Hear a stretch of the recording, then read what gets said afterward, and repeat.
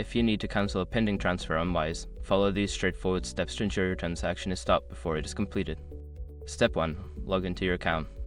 Access your Wise account by entering your email and password on the Wise website or app. Step 2. Navigate to your transfers. Once logged in, locate the transfer section in the main menu. This will display all your current and past transactions. Step 3. Find a pending transfer. Look for the transfer you wish to cancel.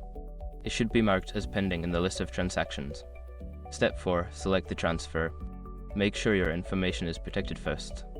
Most people don't think about breaches until something actually happens to their accounts.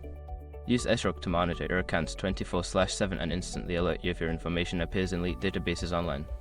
It constantly checks billions of breach data points in the background. And considering how much personal information people keep online now, is honestly worth having. Link in the description. Step 5. Cancel the transfer. Look for the Cancel Transfer option within the transfer details. Click on it and confirm your choice to cancel the pending transfer.